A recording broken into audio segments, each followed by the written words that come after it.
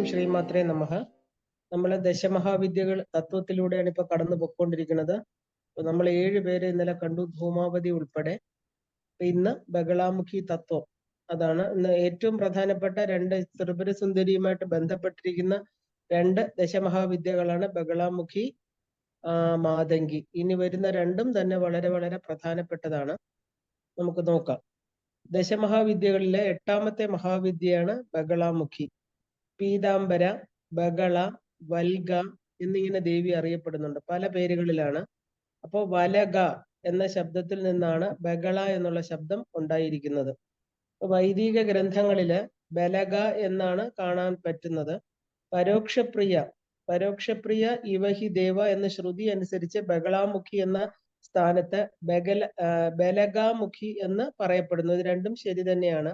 ചിലർ ബഗ വാച ലതാംതി എന്ന നിരുക്തം അനുസരിച്ച് ബഗള ശബ്ദത്തെ നിഷ്പാദിച്ചിട്ടുണ്ട്.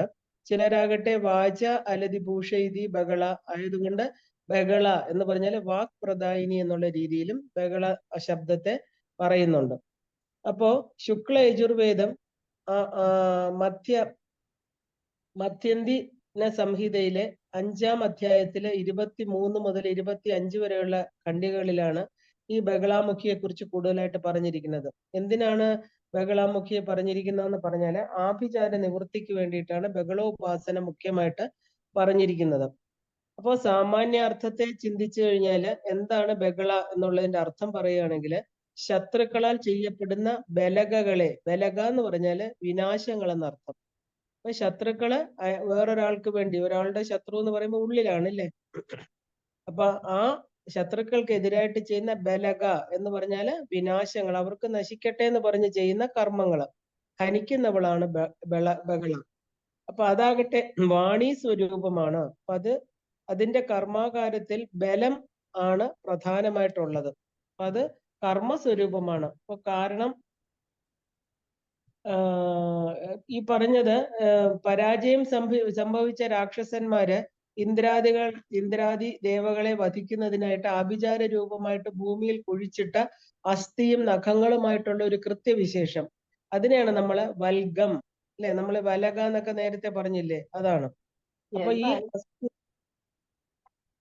അപ്പൊ ഈ അസ്ഥികള് കുഴിച്ചിട്ടു എന്ന് പറയുമ്പോഴത്തേക്ക് നമുക്കറിയാം ഈ ആഭിചാരം എല്ലാം നെഗറ്റീവ് കാര്യങ്ങളിലാണ് ചെയ്യുന്നത്. അതായത് തലമുടി, ഒരു മനുഷ്യന്റെ തലയോട് അസ്ഥികള് അല്ലെ, പൂച്ചയുടെ തല, ഇങ്ങനെ പലതും നമ്മൾ കേട്ടിട്ടുണ്ട്. അപ്പോ ഈ ചെയ്തതാരാണ്? ഇന്ദ്രാദി ദേവകളെ വധിക്കുന്നതിനായിട്ട് ആഭിചാര രൂപമായിട്ട് ഭൂമിയിൽ കുഴിച്ചിട്ടു എന്നാ പറയുന്നത്. രാക്ഷസന്മാരാണ് ഇത് ചെയ്തത്. കാരണം അവര് തമോ ഗുണികളാണ് ഇല്ലേ. അപ്പൊ സ്തംഭിപ്പിക്കുന്നവളാണ് ബഗളാമുഖി. ബഗളാമുഖി ദേവിയുടെ പ്രാദുർഭാവത്തെ കുറിച്ച് ആഗമ രഹസ്യങ്ങളിൽ ഒരുപാട് കഥകൾ പറയുന്നുണ്ട്. കാരണം നമ്മളിപ്പോ പ്രധാനമായിട്ട് ഈ ബഗളാമുഖി എന്ന് പറഞ്ഞാല് ദേവിയുടെ തന്നെ ഏറ്റവും പ്രധാനമായിട്ടുള്ള ശ്രീവിദ്യ ഉപാസനയിൽ അമ്മയുടെ ഈ ഉപാസന, ബഗളാമുഖി ഉപാസന വളരെ വിശേഷമാണ്. ആഭിചാര ദോഷങ്ങളെ ഇല്ലാതാക്കുന്നത്, തന്റെ ശത്രുക്കളെ എല്ലാം എന്താ പറയുന്ന ഒരു നിഷ്ക്രിയമാക്കിക്കൊണ്ട് സ്തംഭിപ്പിക്കുന്ന ആ മന്ത്രവും അങ്ങനെ തന്നെയാ വരുന്നത്. എന്താ അങ്ങനെ വരാൻ കാരണം എന്ന് പറഞ്ഞാൽ അതിനൊരു കഥയുണ്ട്. സത്യയുഗത്തില് സമ്പൂർണ്ണ ജഗത്തിനെ നശിപ്പിക്കുവാൻ വേണ്ടി സമർത്ഥരായിട്ടുള്ള ഒരു വായുക്ഷോഭം എന്ന് വെച്ചാൽ കൊടുങ്കാറ്റ് ഉത്ഭവിച്ചുവെന്നും ബ്രഹ്മാണ്ടത്തിലെ ചരാചരങ്ങളുടെ നാശം കാണാൻ മഹാവിഷ്ണു എങ്ങനെയാണ് ഇങ്ങനെ, മഹാവിഷ്ണു വളരെ ചിന്താഗ്രസ്തനായി. കാരണം എങ്ങനെയാണ് ഭൂമിയെ ഇതിൽ നിന്ന് രക്ഷിക്കാം, അപ്പൊ ഭഗവതിക്ക് മാത്രമേ ലോകത്തെ രക്ഷിക്കാനുള്ളൂ എന്ന് മനസ്സിലാക്കിയ ഹരിദ്ര എന്നു പേരുള്ള ഒരു സിദ്ധി കുണ്ടത്തിൽ നിന്ന്, അതായത് ഒരു സരോവരത്തിൽ നിന്ന് അവിടെ എത്തിയെന്നും, ഇത് സൗരാഷ്ട്രയിലാണെന്ന് പറയണം ഈ സരോവരം. കാരണം അത് ഭക്തന്മാർ അങ്ങനെയാ വിശ്വസിക്കുന്നത്. അതിന്റെ കരയില് ഭഗവാൻ പീതേശ്വരനായിട്ട് ശ്രീവിദ്യ എന്ന് പറയുന്ന ത്രിപുരാംബികയായ ദേവിയെ ധ്യാനിച്ച് തപസ് ആരംഭിച്ചു എന്നും, തപസ്സിൽ പ്രീതിയായ ദേവി ഹരിദ്ര സരോവരത്തില് ക്രീഡ തൽപരയായിട്ട് ഭവിച്ചു. അപ്പൊ ജലക്രീഡാ സമയം ശ്രീവിദ്യാ സ്വരൂപിണിയായിരിക്കുന്ന ദേവിയുടെ ശരീരത്തിൽ നിന്ന് അഭൂതപൂർവമായ ഒരു തേജസ് ആവിർഭവിക്കുകയും 4 ദിക്കുകളിലേക്കും വ്യാപിക്കുകയും ചെയ്തു. ദേവി ജലക്രീഡ ചെയ്യുന്നതിന് ആവിർഭവിച്ച ദിവസം എന്ന് പറയുന്നത് ചതുർദശിയും ചൊവ്വാഴ്ചയുമായിരുന്നു. ചൊവ്വാഴ്ചയും രാത്രിയും കൂടിക്കലർന്ന സമയത്താണ് ദേവി ആവിർഭൂതയായത്. അപ്പോ അതുകൊണ്ട് തന്നെ ആ രാത്രിക്ക് വീരരാത്രി എന്ന പേര് കൂടി പറയപ്പെടുന്നുണ്ട്. ആ രാത്രിയില് പഞ്ചമകാര രൂപിണിയായിരിക്കുന്ന ദേവിയെ പഞ്ചമകാരങ്ങൾ കൊണ്ട് സേവിക്കപ്പെടുകയും ആ സരോവരത്തിൽ നിവസിക്കുകയും ചെയ്തു എന്ന് കഥ. ശ്രീവിദ്യാ രൂപിണിയായിരിക്കുന്ന ദേവിയിൽ നിന്ന് രണ്ടാമത്തെ മഹാതേജോ രൂപമായിട്ട് ബ്രഹ്മാസ്ത്ര വിദ്യ ഉണ്ടായി. അപ്പൊ മഹാത്രിപുര സുന്ദരി രൂപിണിയായിരിക്കുന്ന ദേവി ബഹള രൂപത്തിൽ പ്രത്യക്ഷമാവുകയും ജഗത് വിനാശ രൂപമായിരിക്കുന്ന കൊടുങ്കാറ്റിനെ നശിപ്പിക്കുകയും ചെയ്തു. ത്രൈലോക്യ സ്തംഭിനി രൂപമായിരിക്കുന്ന ആ മഹാവിദ്യയും വൈഷ്ണവ തേജസ്സും ഒന്നു ചേരുകയും ചെയ്തു. അപ്പൊ ഇത് രണ്ട് തേജസ്സുകളുടെ കൂടിച്ചേരലാണ് ബഹളാമുഖി. അപ്പോ അപ്പൊ ഇത് എന്നാണ്? ചതുർദശിയുടെ എന്നാണ് അല്ലെ ഇത് സംഭവിക്കുക. ചതുർദശിയും ഭൃഗുയുക്തവും കുംഭ സംക്രാന്തിയിലെ മംഗളകരമായിരിക്കുന്ന രാശിയും ചേർന്ന ഒരു രാത്രി. അപ്പോ ഈ ധർമാധർമ്മങ്ങൾക്ക് വേണ്ടിയിട്ട് പുണ്യപ്രധാനമായിരിക്കുന്ന ശിവരാത്രി ആണ് ഈ ശരിക്കും ഈ നമ്മൾ പറയാറില്ലേ മഹാരാത്രി ശിവരാത്രി, അത് ശിവരാത്രി ദിവസവും കൂടിയായിരുന്നു എന്ന് പറയുന്നു. അങ്ങനെ എന്തുകൊണ്ട് അങ്ങനെ പറയാൻ കാരണം ബഹളാമുഖിയുടെ ഭൈരവൻ മഹാമൃത്യുഞ്ജനാണ്. നമ്മൾ മൃത്യുഞ്ജയ മന്ത്രം, മൃത്യുഞ്ജയന്റെ ആവിർഭാവം നമ്മൾ സാധാരണഗതി ശിവരാത്രിയിൽ മഹാമൃത്യുഞ്ജയ മന്ത്രമാണ് കൂടുതൽ ജപിക്കുന്നത് അല്ലെ. ബഹളാമുഖിയുടെ ഭൈരവൻ മഹാമൃത്യുഞ്ജയനാണ്. അപ്പൊ അതുകൊണ്ട് ബഹള ഉപാസകരെ മൃത്യുഞ്ജയനെയും ഉപാസിക്കണം. ഇപ്പൊ വൈഷ്ണവ ശക്തിയാണ് ബഹളാമുഖിയെ ആരാധിക്കുന്നത്. ഇപ്പൊ മഹാവിഷ്ണു ബഹളാദേവിയെ ഉപാസിച്ചതിനെ കുറിച്ച് സ്വതന്ത്ര തന്ത്രത്തില് പരാമർശമുണ്ട്. കാരണം ബഹളാദേവിയെ ഉപാസിച്ചിട്ടാണ് പ്രജാപതി സൃഷ്ടികർമ്മം സമാരംഭിച്ചതെന്ന് തന്ത്രശാസ്ത്രത്തിൽ പറയുന്നുണ്ട്. അപ്പൊ സാഖ്യായന തന്ത്രം എന്ന് പറയുന്ന സ്വതന്ത്ര തന്ത്രം എന്നിവയാണ് ബഹള ഉപാസനയെ വർണ്ണിക്കുന്ന മുഖ്യ ഗ്രന്ഥങ്ങൾ. പ്രജാപതിയിൽ നിന്ന് സനത്കുമാരനും, സനത്കുമാരനിൽ നിന്ന് നാരദനും, നാരദനിൽ നിന്ന് ശാഖയായനും ബഹളാവിദ്യ നേടി. അപ്പൊ ശാഖയായനാവട്ടെ 36 പടലങ്ങളോട് കൂടിയ ബഹള തന്ത്രം തന്നെ രചിക്കുകയുണ്ടായി. ഇപ്പൊ സാഖ്യായന തന്ത്രത്തില് ദേവിയുടെ ഏകാക്ഷര മന്ത്രം മുതൽ സഹസ്രാക്ഷരി മന്ത്രം വരെ വിശദീകരിച്ചിട്ടുണ്ട്. ഇപ്പൊ ഈ കാശ്മീരം കേരള പ്രോക്തങ്ങളായിട്ടുള്ള സമ്പ്രദായം അനുസരിച്ച് ബഹളാമുഖി അഷ്ടോത്തര ശതം ജപിക്കുന്നത് വളരെ നല്ലതാണെന്ന് പറയാറുണ്ട്. അപ്പോ അതായത് ബഹള ആരാധനയ്ക്ക് കേരളത്തിൻ്റെതായിട്ടുള്ള സമ്പ്രദായം നിലവിലുണ്ടായിരുന്നു എന്നാണ് ഇത് സൂചിപ്പിക്കുന്നത്. ഇപ്പോൾ നമുക്ക് അങ്ങനെ പ്രത്യേകമായിട്ടൊരു സമ്പ്രദായം പറയുന്നില്ല. എന്താണ് ഈ ബഹളാമുഖിയുടെ ഒരു പ്രത്യേകത എന്ന് ചോദിച്ചാൽ മഞ്ഞ വസ്ത്രം. പീത എന്ന് പറഞ്ഞാൽ പീതാംബരി എന്നാണ് ഒരു പേര് അല്ലെ. അപ്പൊ പീത എന്ന് പറഞ്ഞാൽ മഞ്ഞ മഞ്ഞ വസ്ത്രങ്ങൾ അണിഞ്ഞവളാണ് ദേവി. അപ്പൊ ദേവി പീതാംബര എന്ന് വിളിക്കപ്പെടുന്നു. അപ്പൊ ദേവി പൂജയിലെ മഞ്ഞ പുഷ്പങ്ങൾക്ക്, മഞ്ഞ ദ്രവ്യങ്ങൾക്കൊക്കെ, പ്രത്യേകിച്ച് ഹരിദ്ര എന്ന് പറഞ്ഞാൽ എന്താ? മഞ്ഞൾ അല്ലെ. മഞ്ഞളിന് വളരെയധികം പ്രാധാന്യമുണ്ട്. അതുകൊണ്ട് തന്നെ ഈ മഞ്ഞളിന് ഈ ബഹള ഉപാസനയിൽ അല്ലെങ്കിൽ ബഹള പൂജയിൽ വളരെ പ്രാധാന്യമുണ്ട്. ഉപാസകന് ബ്രഹ്മചര്യവും നിഷ്കർഷിക്കപ്പെട്ടിട്ടുണ്ട്. പീതാംബര മന്ത്രജപ വിധിയെക്കുറിച്ച് പല എന്താ പറയാ സിദ്ധേശ്വര തന്ത്രങ്ങളിലും പറയുന്നുണ്ട്. കാരണം അത് വളരെ ഒരു ഉയർന്ന മന്ത്രമാണ്. അപ്പോ ബഹള എന്ന് പറയുന്ന ദേവി ശ്രീകുലത്തിലെ വിദ്യയാണ്. നമുക്കറിയാം 2 കുലമാണ് അല്ലെ, കാളികുലവും ശ്രീകുലവും. അപ്പൊ ശ്രീകുലത്തിലെ വിദ്യയാണ്. അതുകൊണ്ടാണ് ത്രിപുര സുന്ദരിയുമായിട്ട് ബന്ധപ്പെട്ടതാണെന്ന് പറയാൻ കാരണം ഈ ബഹളാമുഖി വളരെയധികം ഈ പറഞ്ഞ എന്താ പറയാ സാധകനെ എല്ലാ ശത്രുക്കളിൽ നിന്ന് രക്ഷിക്കുന്നു എന്ന് പറഞ്ഞിട്ടുണ്ട് അല്ലെ. അപ്പൊ ഈ ഷഡ് കർമ്മങ്ങളില് സ്തംഭനം എന്ന് പറയുന്നത് ബഹളാമുഖിയെ ഉപാസിക്കുന്നത് കൊണ്ട് നമുക്ക് കിട്ടും. സ്തംഭിപ്പിക്കുക. കാരണം ശത്രുക്കളെ നമ്മുടെ ആ ഉപാസകന്റെ അടുത്ത് എത്താതെ നോക്കുന്നത് ബഹളാമുഖിയാണ്. അപ്പൊ ചെവന മഹർഷി ബഹള വിദ്യയാണ് ഇന്ദ്രന്റെ വജ്രായുധത്തെ സ്തംഭിച്ചതെന്നൊരു കഥയുണ്ട്. ഇപ്പൊ ബഹളാദേവിയുടെ സ്തംഭന ശക്തിയെ കുറിച്ച് പ്രചരിച്ചിരിക്കുന്ന കഥകളില് ശങ്കരാചാര്യ സ്വാമികള് ഈ കരകവിഞ്ഞൊഴുകിയ ആ രേവ നദിയെ സ്തംഭിപ്പിച്ചെന്നും അപ്പോ എന്താ പറയാ സൂര്യനെ സ്തംഭിപ്പിച്ച കഥയൊക്കെ നമ്മൾ കേട്ടിട്ടുണ്ട് അല്ലെ. ആ ഒരു നിംബാർക്കചാര്യൻ എന്ന് പറഞ്ഞ ആള് സൂര്യനെ സ്തംഭിപ്പിച്ചു എന്ന് പറഞ്ഞു. എല്ലാം ഈ ബഹള മന്ത്രം ജപിച്ചുകൊണ്ടാണ് ചെയ്തതെന്ന് പറയപ്പെടുന്നു. അപ്പൊ ഇത് ശ്രീകുലത്തിലെ വിദ്യയാണ്. ഇപ്പൊ ദേവിയുടെ ഉപാസന വാമമാർഗത്തിലും ദക്ഷിണമാർഗത്തിലും ഒരുപോലെ തന്നെ സ്വീകരിക്കപ്പെട്ടിട്ടുണ്ട്. ദേവിയുടെ ഭൈരവൻ ആനന്ദ ഭൈരവൻ എന്നും ഗണപതി ഹരിദ്ര ഗണേശനുമാണ് എന്ന് പറയാറുണ്ട്. ഈ വിദ്യയുടെ സാധന സൗഭാഗ്യക്രമത്തിലാണ്. അതായത് സൗഭാഗ്യ വിദ്യ ബഹള എന്നാ പറയുന്നത്. അപ്പൊ ഭാവസങ്കല്പത്തെ ചിന്തിച്ചാല് ദേവിയുടെ സാധന വീരഭാവത്തിലും ദിവ്യഭാവത്തിലും സ്വീകരിച്ചിട്ടുണ്ട്. അപ്പോ അംഗവിദ്യകളായി പറയുന്നത് മൃത്യുഞ്ജയ മന്ത്ര, ബടുക മന്ത്ര, പഞ്ചാസ്ത്ര മന്ത്ര, ആഗ്നേയം, വാരണ, പർജന്യ, സമ്മോഹന, പാശുപത. ഈ അസ്ത്രങ്ങളെല്ലാം തന്നെ ബഹള മന്ത്രങ്ങളാണ്. അപ്പോ കുരുകുല്ല, താര, സ്വപ്നേശ്വരി, യോഗിനി ഇവരെല്ലാം തന്നെ ദേവിയുടെ ഉപാംഗ ദേവതകളുമാണ്. എന്താണ് ഈ ബഹളാമുഖി ചെയ്യുന്നതെന്ന് ചോദിച്ചാല് ദുഷ്ടന്മാരുടെ വാക്കിനെ സ്തംഭിപ്പിക്കുന്നവളാണ് ദേവി. അപ്പൊ നമുക്കെതിരെ എന്തെങ്കിലും ഒരു എന്താ പറയാ എഗെയിൻസ്റ്റ് ആയിട്ട് നമ്മളെ കുറിച്ച് മോശമായിട്ട് കാര്യങ്ങൾ പറയുമ്പോൾ ആരാണോ ബഗളാമുഖി മന്ത്രം ജപിക്കുന്നത് ആ പറയുന്ന വ്യക്തിക്ക് സ്തംഭനം പറയാൻ സാധിക്കാതെ വരുന്നു. കാരണം എന്താ? വാക്കിനെ സ്തംഭനം ചെയ്യുക എന്ന് പറഞ്ഞാൽ പറയാൻ പറ്റാതെ വരിക. ഇല്ലേ? ദേവിയുടെ പടം കണ്ടിട്ടില്ലേ? ദേവി ഒരു എന്താ പറയാ ഒരു അസുരന്റെ നാവ് പുറത്തേക്കെടുത്ത് അതിലൊരു ആണി വെച്ച് ചുറ്റിക കൊണ്ട് അടിക്കുന്നതാണ് നമ്മൾ കാണുന്നത്. അതായത് നാവാണ് ഈ പ്രപഞ്ചത്തിലെ എല്ലാ പ്രശ്നങ്ങൾക്കും കാരണം. അപ്പൊ അതിനെ ഇല്ലാതാക്കുന്നവൾ, സ്തംഭിപ്പിക്കുന്നവൾ ബഗളാമുഖി.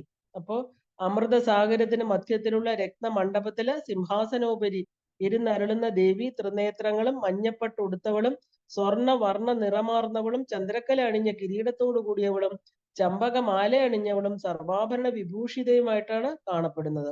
ഇപ്പൊ 3 കൈകളിലായിട്ട് മുഗ്ധരം എന്ന് പറഞ്ഞ ഗദ, പാശം, വജ്രം. ഇതാണ് ദേവി 4ാമത്തെ കരം കൊണ്ട് അസുരന്റെ നാവ് വലിച്ചു പിടിച്ചിരിക്കുന്നത് നമുക്ക് കാണാൻ സാധിക്കും. വാക്കിനെ സ്തംഭിപ്പിക്കുന്നു എന്ന് സാരം. ഇപ്പൊ ദേവിയുടെ മുഖ്യ ധ്യാന ശ്ലോകങ്ങളിലെല്ലാം ഇതേ വർണ്ണനകൾ കാണാൻ പറ്റും. കാരണം പൂജയായിട്ട് ദേവിയെ ചിത്രീകരിക്കാറുണ്ട് 2 കൈകളായിട്ട്. അപ്പൊ ഈ അവസരത്തില് വലത് കൈയില് മുഗ്ധരവും മറുകൈയില് ആ അസുരന്റെ ജിഹ്വയുമാണ്, നാവിനെയാണ് പിടിച്ചിരിക്കുന്നത് ദേവി. അപ്പോ ആ ഒരു 2 കൈകളുള്ള സങ്കല്പം എന്ന് പറഞ്ഞാൽ വളരെ സൗമ്യവും, ചതുർഭുജ സങ്കല്പം കുറച്ച് സൗമ്യോഗ്രവുമാണ്. സൗമ്യവും ഉഗ്രവും ചേർന്നാണ്. ദക്ഷിണാംനായ ക്രമത്തില് 2 കരങ്ങളോട് കൂടിയവളായിട്ടും അപ്പോ എന്താ പറയാ അതിന്റെ മന്ത്രം എന്ന് പറഞ്ഞാൽ എല്ലാ ദുഷ്ടന്മാരെയും സ്തംഭിക്കണേ ദേവി എന്നാണ് ആ മന്ത്രം. അതായത് സമ്പുടിത മന്ത്രമാണ്. തിരിച്ച് നമ്മളിപ്പോ എങ്ങനെയാണോ ബാലാമന്ത്രം ജപിക്കുന്നത് അതുപോലെ തിരിച്ചും അതേ മന്ത്രം തന്നെ വന്നിട്ട് അതിനെ സമ്പുടിതമാക്കുക എന്ന് പറഞ്ഞാൽ മന്ത്രശക്തി അതിനകത്ത് തന്നെ നിർത്തുക എന്നർത്ഥം. അപ്പൊ ഈ ഊർധ്വമനായ ക്രമത്തില് 4 കരങ്ങളോട് കൂടിയവളായിട്ടും ദേവിയെ കാണുന്നുണ്ട്. അപ്പൊ ദേവിയെ നമ്മൾ ആരാധിക്കണമെന്ന് പറയുന്നു. കാരണം എന്താ? മേരുതന്ത്രം, അതായത് ലൗകിക അലൗകിക ഫലദാത്രിയാണ് ദേവി. കാരണം നമ്മുടെ പ്രപഞ്ചത്തിൽ വരുന്ന ഡേ ടു ഡേ ലൈഫിൽ വരുന്ന എല്ലാ ശത്രുദോഷങ്ങളും, ശത്രുക്കളെല്ലാം ഓരോരുത്തരുടെ മനസ്സിലാണ് ഉണ്ടാവുന്നത്, പുറത്തുനിന്നല്ല. മനസ്സാണ് പിന്നെ കർമ്മങ്ങളായിട്ട് മാറുന്നത്. ഒരാളെ ആദ്യം കാണുമ്പോൾ അയാളെ കുറിച്ച് കേൾക്കുമ്പോൾ ഉടനെ ഒരു ശത്രുത ഉണ്ടാവാൻ കാരണം എന്താ? ബേസിക് അസൂയ തന്നെയാണ്. എല്ലാരോടും നമുക്ക് എന്താ, നമ്മൾ കമ്പയർ ചെയ്യുമ്പോൾ നമുക്ക് അത് കൂടുതൽ ഇത് കുറവ്, ഒരാൾ നന്നായിട്ട് വരുന്നു എന്ന് കേൾക്കുമ്പോൾ അറിയാതെ മനസ്സിന്റെ ഉള്ളിൽ ഒരു അസുരൻ തലപൊക്കും. അപ്പൊ അത് കുറച്ചുനാള് അതിങ്ങനെ അവിടെ തലപൊക്കി കിടക്കും. പിന്നെ അത് വളർന്നിട്ട് എന്ത് ചെയ്യും? അത് നമ്മള് അവർക്കുള്ള എഗെയിൻസ്റ്റ് ആയിട്ട് ആ തരം കിട്ടുമ്പോൾ അവരെ ദുഷിക്കാൻ ശ്രമിക്കും, അല്ലെ? അപ്പോ അങ്ങനെ ചെയ്യുക. കാരണം ഈവൻ നമ്മളിപ്പം എന്താ പറയാ ഒരു ഉപാസനാ മാർഗത്തിൽ കയറിയാൽ പോലും നമ്മള് പല കുലങ്ങളിൽ ചേർന്നവർ അങ്ങോട്ടും ഇങ്ങോട്ടും പ്രശ്നങ്ങൾ ഉണ്ടാക്കാറുണ്ട്. നമ്മൾ സാധാരണഗതി ഒരു ദേവിയെ ഉപാസിക്കുന്നവർ അന്യ കുലങ്ങളിൽ പോയി അവര് ഉപാസകരുമായിട്ട് ചേരാറില്ല. കാരണം ടോട്ടലി ഡിഫറെന്റ് ആണ്. അങ്ങനെ ചെയ്യാൻ പാടില്ല എന്ന് നിയമമുണ്ട് തന്ത്രശാസ്ത്രത്തിൽ. കാരണം ഇപ്പൊ ബഗളാമുഖി ഉപാസകനും ശ്രീവിദ്യയിലും തന്നെ ഇപ്പൊ സെയിം സുന്ദരി കുലമാണെങ്കിൽ കുഴപ്പമില്ല. ഇവിടെ ഇപ്പൊ ബഗളാമുഖി, ത്രിപുരസുന്ദരി, പറഞ്ഞ മാതങ്കി ഒക്കെ അതിലാ വരുന്നത്. അതേസമയം കാളി കുലത്തില് നമ്മൾ പോയി ആ ഉപാസകരുമായിട്ട് ചേരാറില്ല. കാരണം രണ്ടിലും വളരെ വളരെ വ്യത്യാസമാണ്.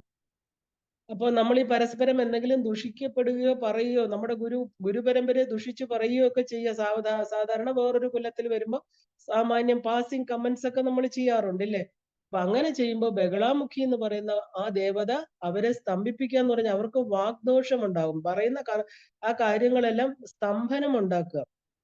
പ്രത്യേകിച്ച് ഗുരുപരമ്പരയെ നമ്മൾ നിന്ദിക്കുകയാണെങ്കിൽ എന്താ സംഭവിക്കുക? മൃത്യുഞ്ജയനും കൂടെയാണ് ഭൈരവൻ, അല്ലെ? അത് വളരെ വളരെ സൂക്ഷിച്ചു വേണം നമ്മൾ വേറൊരു കുലത്തെ ഇല്ലെങ്കിൽ വേറൊരു ഗുരുക്കന്മാരെയൊക്കെ നിന്ദിക്കാനോ പറയാനോ. ബഗളാമുഖി ഈ കാര്യത്തിൽ വളരെ വളരെ ഇമ്പോർട്ടന്റ് ആണ്. കാരണം ആ വാക്കിനെ തന്നെ സ്തംഭിപ്പിക്കുക എന്ന് പറഞ്ഞാൽ വാക്ക് പറയാതിരിക്കുക, അതിനുള്ള സാഹചര്യം ഉണ്ടാക്കുക. സാഹചര്യം പലതരത്തിലാവാം, അതിന് നമ്മൾ അവോയ്ഡ് ചെയ്യണമെന്ന് അർത്ഥം. അപ്പൊ ബഗളാമുഖി ഒരു ബ്രഹ്മാസ്ത്ര മന്ത്രമാണെന്ന് പറയാറുണ്ട്. ബ്രഹ്മാസ്ത്രം, നമ്മൾ എല്ലാ അസ്ത്രങ്ങളും അയച്ചതിന് ശേഷമാണ് ബ്രഹ്മാസ്ത്രം എടുക്കുക, അല്ലെ? അപ്പൊ ഫൈനൽ ആയിട്ട് ഒരു അസ്ത്രമാണ്. ബ്രഹ്മാസ്ത്രം അയച്ചു കഴിഞ്ഞാൽ അത് തിരിച്ച് മടക്കമില്ല. അത് ചെന്നിട്ട് അതിന്റെ വിവരം കണ്ടിട്ട് അതിന്റെ എന്താണോ ലക്ഷ്യം ആ ലക്ഷ്യത്തെ സാധിച്ചതിന് ശേഷമേ തിരിച്ചു വരാറുള്ളൂ. അപ്പൊ ബഗളാമുഖി മന്ത്രം എന്ന് പറയുന്നത് അത്ര പവർഫുൾ ആണ്. ഇപ്പൊ കൈലാസ ശിഖരത്തിൽ അതിന്റെ കഥ എന്താണെന്ന് വെച്ചാല്, കൈലാസ ശിഖരത്തിലെ ഗൗരി സമേതനായിരിക്കുന്ന കൈലാസേശ്വരനോട് വാൽമീകി ചോദിച്ചു, ധനുർവേദത്തില് പരമകുശലരും യുദ്ധവിദ്യയിൽ അത്യന്തം ദക്ഷന്മാരും ഭയങ്കരന്മാരുമായിരിക്കുന്ന അനേകം പ്രകാരത്തിലുള്ള മായാഭാവത്തോടു കൂടിയ യുക്തരുമായിരിക്കുന്ന രാക്ഷസന്മാരെ ജയിക്കാനുള്ള വിദ്യയെ അറിയാൻ ആഗ്രഹിക്കുന്നു. എനിക്ക് പറഞ്ഞു തന്നാലും അങ്ങനെ ഏതെങ്കിലും ഒരു ഉപായം അല്ലെങ്കിൽ വിദ്യ ഉണ്ടെങ്കിൽ അതിനെ ഉപദേശിച്ചു തന്നാലെന്ന് പറയുകയാണ്. അപ്പൊ ഞാൻ താങ്കളുടെ പരമ പ്രിയനായിരിക്കുന്ന പുത്രനും ശിഷ്യനും, കാരണം ഒരു കൃപാപാത്രനുമാണല്ലോ. അതുകൊണ്ട് തന്നെ ആ വിദ്യ സ്വീകരിക്കാൻ ഞാൻ പൂർണ്ണ യോഗ്യനാണെന്ന് വ്യംഗ്യം. അപ്പൊ ഇപ്രകാരമുള്ള അപേക്ഷ കേട്ടിട്ട് പരമേശ്വരൻ പറഞ്ഞു, ബ്രഹ്മാസ്ത്രമില്ലാതെ ശത്രുവിന്റെ സംഹാരം നിശ്ചിതമായിട്ടും സാധ്യമല്ല. കാരണം ആ ബ്രഹ്മാസ്ത്ര വിദ്യ ഞാൻ തന്നെ ഉപദേശിച്ചു തരാം. അതാകട്ടെ 3 ലോകങ്ങളിലും പരമ ദുർലഭവുമാണ്. അപ്പൊ ഈ വിദ്യ ബ്രഹ്മാസ്ത്രത്തെയും സ്തംഭിപ്പിക്കുന്ന വിദ്യയാണ്. ഈ സ്തംഭന മന്ത്രമാകട്ടെ മായാബീജം കൂടി ചേർന്നതാണ്. ഈ വിദ്യ പ്രാണികളെയും പ്രജകളെയും അപഹരണത്തിനും അതുപോലെ തന്നെ ഇത് മന്ത്രജീവന വിദ്യയുമാണ്. ഇതാകട്ടെ രാത്രിയുടെ പര്യായ രൂപമാണ്.